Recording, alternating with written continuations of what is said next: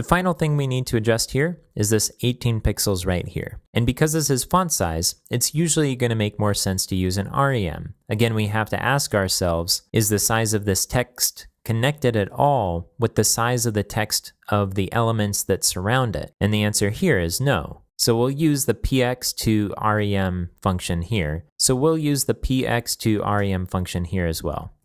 And we'll pass it the 18 pixels. Save this and refresh, and it should look identical. Okay, so we've got slide squared away. Let's move on to another one of our components. We'll go to snippet next, and here we have a few pixel values. Again, if we're setting font size, chances are we're going to use REMs. So let's replace this out, and we'll replace it here as well.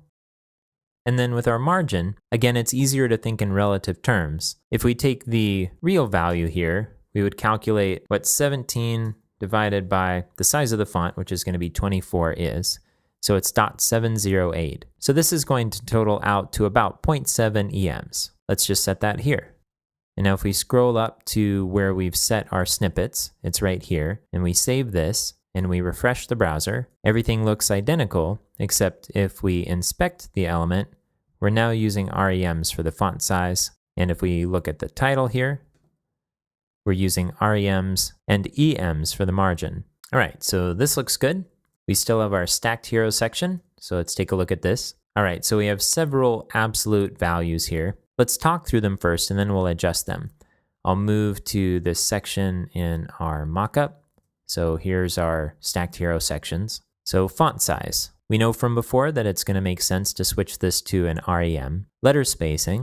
Okay, so this is absolute, and we added a to-do earlier that says to make this relative, so we'll take the opportunity to do that now. Border bottom width, 1 pixel. Now, a lot of the time, borders are meant for styling, and it doesn't necessarily make sense to change their size with the base size of the font or with the font size of the element that it's adding a border onto. So this is one case where using an absolute measurement is the better solution. We have our padding bottom and margin top, and again, this is the space between the text and the border and the next element. It seems like these should be relative to the size of the font. We already talked about margin in this way, but padding also seems like it should be relative. So let's go through and change these. So for font size, it makes sense to use px2rem.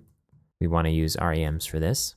Next, we have our letter spacing, which is set at 3 pixels. Now, ultimately, this is relative to our font size, so it makes sense to use EMs instead of REMs. So we can either do the calculation by hand, or we can use the px2em function. Now, if we use our px2em function, we would also have to pass it this number here. So for me, it kind of makes sense to do the calculation now, so we only use this number in one place. Let's go ahead and take care of that. We'll do 3 divided by 34, so it's going to be about 0.1. We're doing a little bit of rounding here, which is usually okay when you get to that small of a decimal. If we go back to the browser and refresh, we'll see that there's a slight change in the letter spacing. Our text expanded just a little bit, but I don't think our designers are going to notice. Now we can remove this to-do, and let's tackle padding bottom and margin bottom. Now again, we want to connect these to the font size of the element relatively, so it makes sense to use EMs rather than REMs. So the question is, just like up here, do we use the px2em function and pass it in the pixel value, or do we do the calculation here? I think we could go either way, but I think again, to keep this number here by itself, I'm going to go ahead and do the calculation and figure out the EM without the function. So to get the first one, it's 28 divided by 34, so it's 0.082. We'll round that to 0.8. And then to get our margin bottom, we'll do 32 divided by 34, which is 0.94. We'll round that to 0.9. Let's save this, and let's refresh, keeping a careful eye out on our margin. And you can see that it shifts just a little bit, but not by much. Our final absolute values are down here in the padding for the stacked hero section alt, which is this gray version right here in the middle. So the question here is, what is this padding relative to? In this case, it seems like it's most relative to the base font size of the site. So let's use REMs for this. So we're going to do something a little different here and use the function call twice on a single line. We'll do px2rem and pass it 25, and we'll do px2rem and pass it 121. Save this and jump back to the browser and refresh, and everything looks good.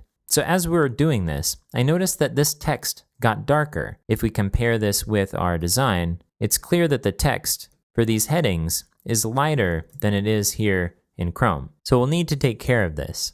So I'm going to add a to-do to this file so we don't forget it later on.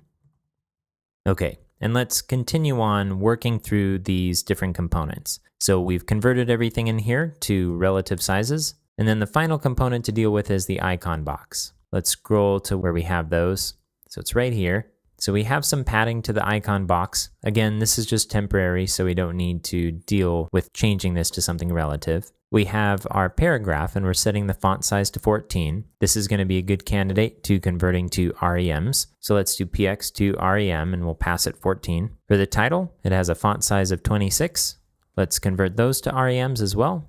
And then it has letter spacing of 1 pixel. Let's figure out what the EM value for that is going to be. So it's going to be 1 divided by 26, 0.03. So we can round that to 0.04. All right, and let's refresh the browser. Okay, it looks identical. Let's finish this up by looking at our base styles real quick to make sure we don't have any absolute values in there. So we'll open up base.scss, and it looks like we're good here. The only thing we have a number value on is line height, and it's already relative.